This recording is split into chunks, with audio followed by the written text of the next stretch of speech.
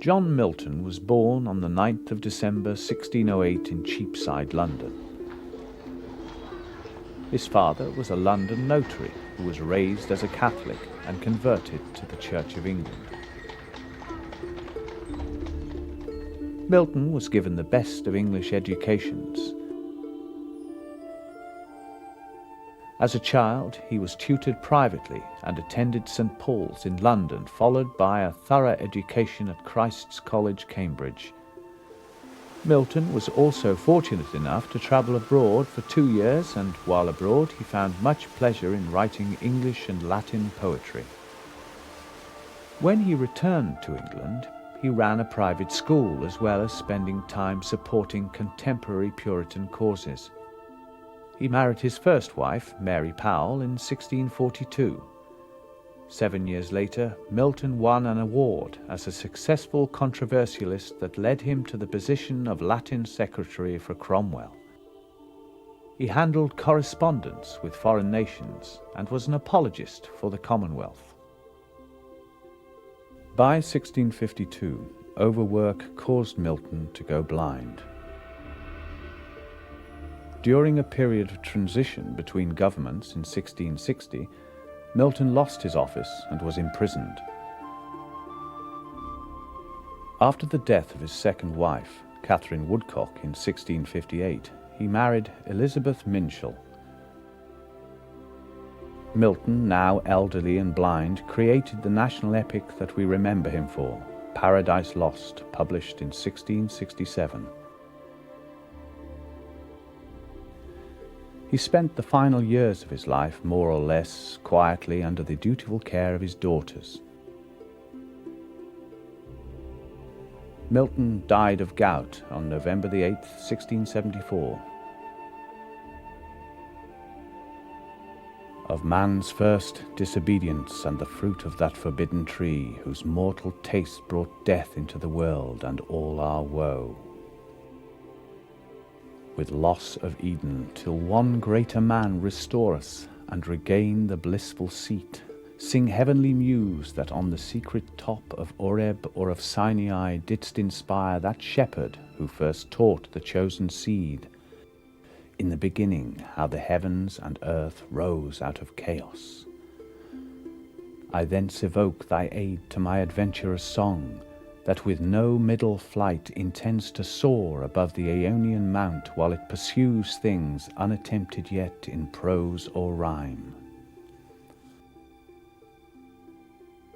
Paradise Lost impresses readers not only because it is reminiscent of epic poetry, but because Milton defies tradition and creates something entirely original. Paradise Lost is primarily an epic. Although Milton builds in a lot of dramatic material as well, he certainly saw himself as remaking the epic. The claim at the beginning of the poem that his adventurous song intends to soar above the Aeonian mount while it pursues things unattempted yet in prose or rhyme is very much Milton challenging the whole epic tradition and saying that he will build into the poem things he's adopting from the Greek and Roman epics, but that because this is a Christian poem, its very material will mean that if he succeeds, he will outdo his predecessors. And he remakes the classical epic in many different ways. Milton incorporates elements of traditional epic poetry, like that of Homer and Virgil. He tackles the subjects of love and war, supernatural characters, the cataloguing of warriors, and a descent into hell. History Hit is a streaming platform that is just for history fans, with fantastic documentaries covering fascinating figures and moments in history from all over the world. We aim to bring you only the most dramatic and fascinating stories of the past through our award-winning documentaries. Find out about the rise of leaders such as Cleopatra and Napoleon in our latest offering of exclusive documentaries. Sign up now for a free trial, and Perspective fans get 50% off their first 3 months. Just be sure to use the code PERSPECTIVE at checkout. Homer, Virgil, Spenser, Ariosto, and Tasso, the great epic writers, who follow in a tradition set by Homer of long, sonorous sentences, proper names, similes, and various kinds of epic trappings. At the beginning of Book 9, of course, Milton is at pains to show that he's different from other epics because he is describing the truth. But in style, he very definitely keeps to the tradition. Paradise Lost was split into 10 books when it was originally published in 1667.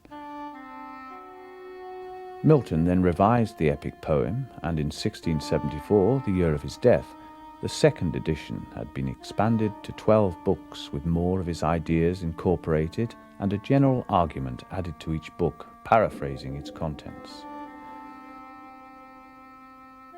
Let us now explore the contents of Paradise Lost in depth and discover the power and magnificence of Milton's creativity.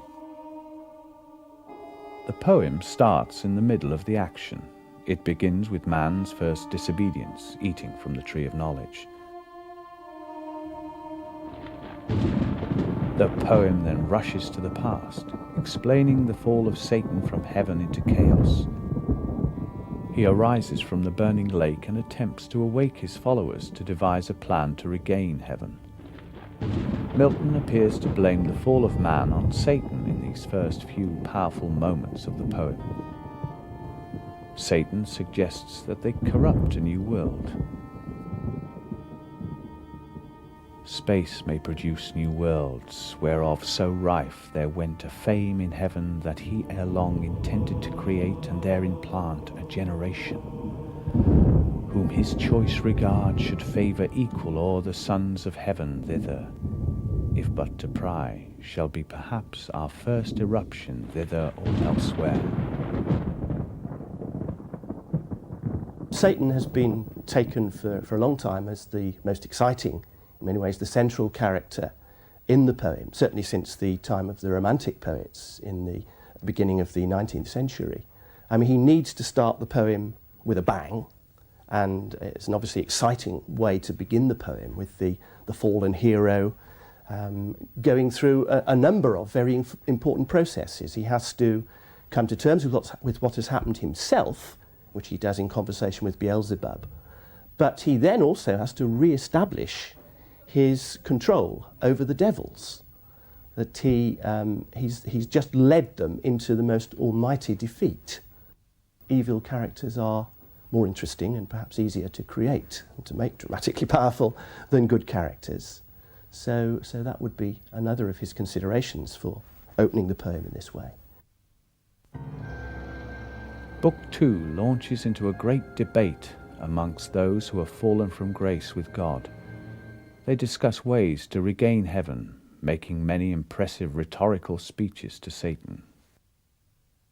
Traditionally, I suppose, from medieval times, hell is a place of torture, not of talk. But the talk in Paradise Lost is quite important, although we're still in doubt as to whether Satan appears at the end of it as better than his fellow fallen angels or as worse. Milton's creation of hell is one of the great imaginative feats of the poem. I think he derives it partly from his epic tradition. There are councils of war in the great classical epics between the warrior heroes. I think that's his initial model, but I think he builds into that a good deal of his own experience. After all, Milton's mature years were spent through the 1640s and 1650s, when the Long Parliament, the great debating house of the country, was pushing through the English Revolution. But it's also, of course, it's a parallel to human experience. The political debates mirror the debates in his own time. So he's drawing both upon the theological idea of where evil comes from, but also very much drawing upon real-life experience in the 17th century. But the fascinating thing about the debates in hell is that they are false debates. They are rigged debates. Satan has had a quiet word with Beelzebub, his second in command, and they've already planned what they're going to do. Satan decides to go to the new world alone and is applauded by the other fallen angels. His journey to the gates of hell is difficult, and Milton's description of Satan's voyage displays diverse and awesome use of language. Satan, with thoughts inflamed of highest design, puts on swift wings and towards the gates of hell explores his solitary flight. Sometimes he scours the right-hand course, sometimes the left, now shaves with level wing the deep, then soars up to the fiery concave, touring high. As when the far off at sea a fleet described hangs in the clouds by equinoctial winds, close sailing from Bengala or the isles of Ternate and Tidal, whence merchants bring the spice drugs they on the trading flood through the wide Ethiopian to the Cape plies stemming nightly toward the pole. So seemed far off the flying fiend. At last appear hell bounds high, reaching to the horrid roof, and thrice threefold the gates. 3 folds were brass, 3 iron, 3 adamantine rock, impenetrable, impaled with circling fire, yet unconsumed. The fact that Milton was blind during most of the period in which he wrote Paradise Lost, I think adds a whole dimension to the poem. The poem is full of powerful images of light and darkness, which have obviously a symbolic value, but often a very literal value. The poem contains an extremely moving passage about his own blindness, in which he talks about the being cut off from the world through one of his senses completely. In addition, I do note that in the descriptions of heaven and of hell and of Satan's journey from one to the other, Milton isn't too strong on actual physical detail. Rather, it follows the pattern, dreamlike pattern, of a man with his eyes closed, seeing a series of visions. Actually, this is quite helpful because a detailed physical description of heaven and hell, which we find in Dante, sometimes appears to a modern mind rather ridiculous, and we prefer the more surreal vision of Milton, which may spring from his blindness. Book 3 opens with God on his throne, watching Satan's descent upon the earth. It is difficult to appreciate just how well Milton depicts God in these passages. One of the great problems that Milton had to face, I think, in writing an extended narrative, an epic poem on the material of Paradise Lost, was how to present the character of God. He has to reconcile God, omnipotent and all-merciful, with the terrible things that happen in the world. And this is very difficult. And in a way, Milton fails. God appears as, please don't strike me down, God, for saying this, a boring and incompetent old headmaster. The danger is that in as it were, reducing God to the level of a quasi-human character, then he somehow reduces him theologically. For me, it's the area of greatest difficulty in the poem where Milton perhaps succeeds least in solving the problems he set himself. God talks about Satan to his son, foretelling the success of Satan tempting mankind. God explains that he has made man strong enough to resist the temptations of Satan. He differentiates between the fall of Satan, who falls of his own accord, and Adam and Eve, who fall by the seduction of Satan. God did not initiate the temptation of Adam and Eve. This comes from Satan himself. God permits it to happen, and the reason he permits it to happen is because, in Milton's view, mankind was created in the image of God, and essentially that means mankind was created with the power of reason and the power of choice. And so God makes the one prohibition in the garden, that you must not eat of the fruit of one tree, so that man has the moral dignity of being able to say no to God. Jesus asks God for grace for Adam and Eve. God demands that there is justice, and so his Son offers himself and the angels in heaven celebrate. Meanwhile, Satan has passed through the gates of hell and now flies through strange visions, visions seemingly alluding to the Catholic faith.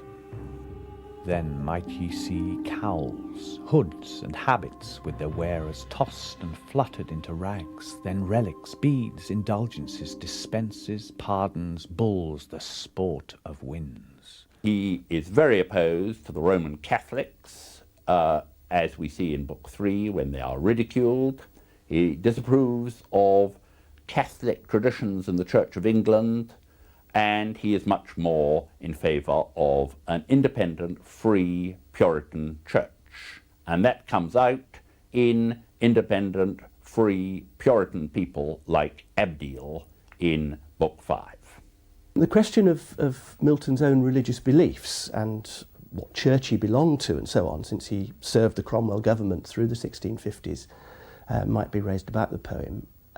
In fact, Milton didn't belong to a church.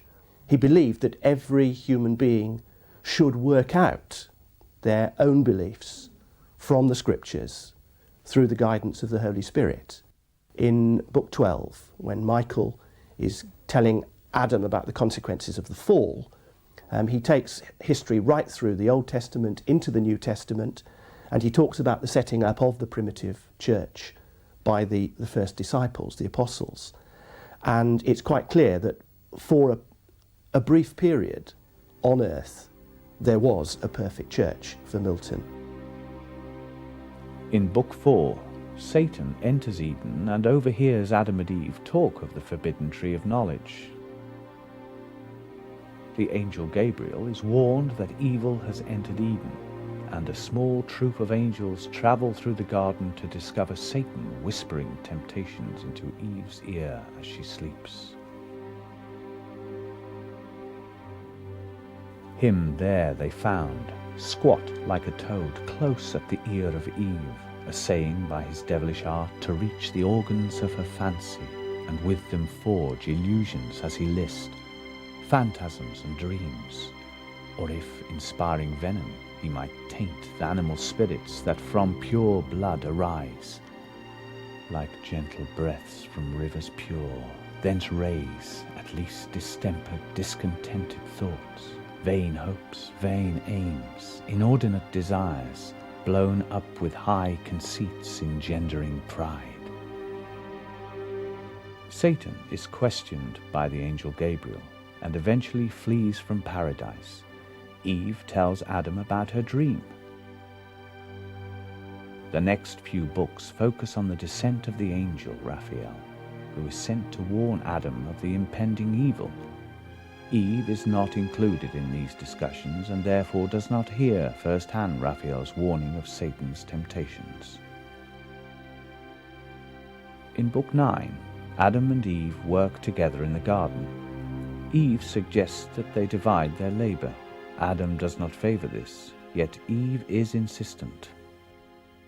Eve, perhaps even more of a problem than God in our present feminist days. I think she's actually one of the most interesting figures in the poem. I tend to think she's as interesting as Satan. I think she's one of the great triumphs of Milton's creative imagination in this poem. Because what he has to do with the figure of Eve is create the archetypal woman, the first woman, the mother of mankind, but he needs somehow to make her also dramatically interesting. I think he does that in a number of ways. He presents her from very early on as a figure who has a mind of her own. She tells of her own creation, how she woke up after being created from Adam's rib, and how she went to look in a pool of water, and she saw this beautiful figure in the pool, was very attracted towards it, and then heard a voice calling. She turned round, saw Adam approaching her, and her first instinct was to turn back to the image of herself. Milton again using a classical motif, the Narcissus myth. But then, having looked back at herself, she turns back to Adam. And it's Milton, I think, building into Eve's character what you might call one of the archetypal qualities of woman in the traditional view of what woman is. So from the very beginning, Milton is rather interestingly beginning to suggest a certain complexity through archetypal means in this figure Eve. Clearly, Eve does wrong, and she does a wrong through a mixture of vanity and innocence. But it is part of God's plan that she should be the instrument of man's downfall. It is odd, of course, that in Book 9 we do get the word tragic used, and that does seem to suggest that there is something wrong about Eve. Adam and Eve do divide their work and go their separate ways. Unaware of her imminent fall, Eve is approached by Satan, disguised as a serpent. The snake appeals to Eve's curiosity and persuades her to eat from the tree of knowledge. Upon hearing that Eve had eaten the forbidden fruit, Adam's love overwhelms him and he takes his fated bite of the apple. After they had both tasted the fruit of the tree, they became aware of their nakedness and sought to hide it. I warned thee, I admonished thee, foretold the danger and the lurking enemy that lay in wait beyond this had been force.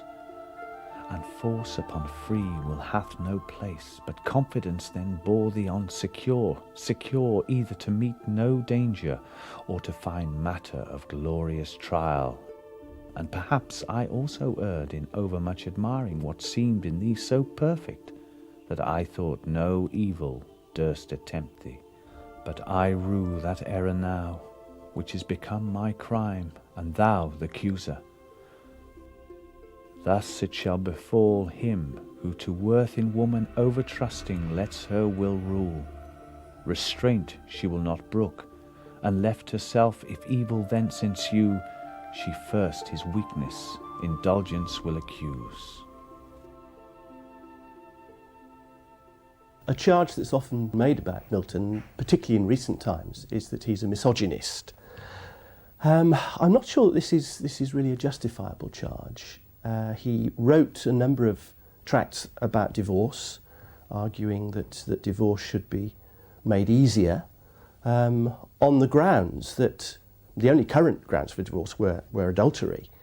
He argued that incompatibility should be a grounds for divorce.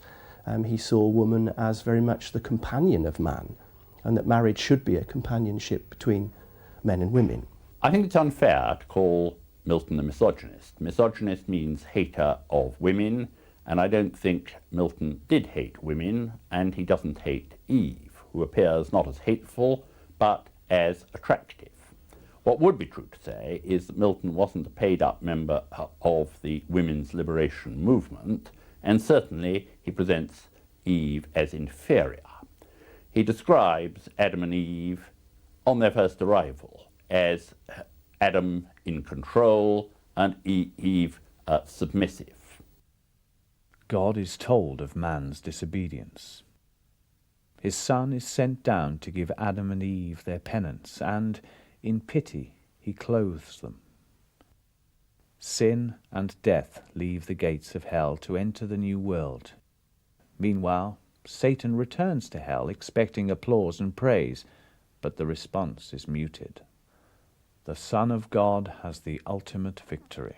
Well, the question of whether Satan is the hero of Paradise Lost is one that's often brought up, mainly because I suppose it looks on the surface as if he is perhaps the most successful character in the poem, in that he sets out at the beginning to tempt the newly created Adam and Eve to disobey God, and he apparently succeeds. But I think that's to miss the way Milton actually handles the poem. He actually sets Satan up from the beginning as someone who cannot succeed. I don't think success is necessarily a qualification for a hero, and Satan is a central character, in that sense a hero. He is a person who we sympathise with, in that sense, a hero. He is also modelled on the heroes of the Greek and Latin epics. So in that sense, but not in the sense of success, Satan is some kind of a hero. Adam and Eve worry about the future and decide to ask God for forgiveness. They forthwith to the place repairing where he judged them prostrate fell, before him reverent, and both confessed humbly their faults, and pardon begged with tears watering the ground. The Son intercedes for Adam and Eve. God accepts their answer, but explains that paradise is lost. While Eve sleeps, Adam is shown the future of man by the angel Michael. Michael promises that eventually mankind will be saved by the Son of God. This satisfies Adam, who returns to Eve calmly. She awakes from her gentle dream, and Adam and Eve are led out of the Garden of Paradise by the angel Michael.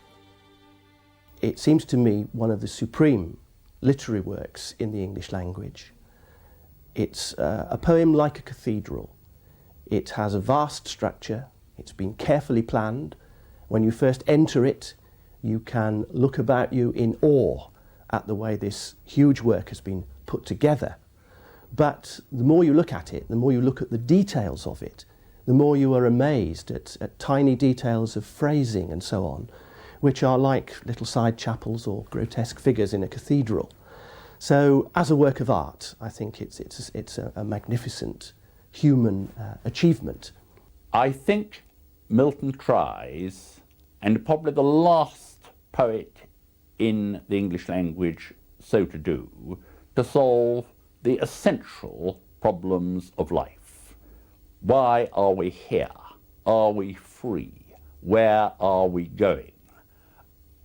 He, of course, doesn't provide a wholly satisfactory answer, but even his failure, his heroic failure, is some kind of inspiration to us far inferior mortals as we struggle with the same problems. They looking back all the eastern side beheld of paradise so late their happy seat, waved over by that flaming brand, the gate with dreadful faces thronged and fiery armies. Some natural tears they dropped, but wiped them soon. The world was all before them, where to choose their place of rest and providence their guide. They hand in hand with wandering steps and slow through Eden took their solitary way.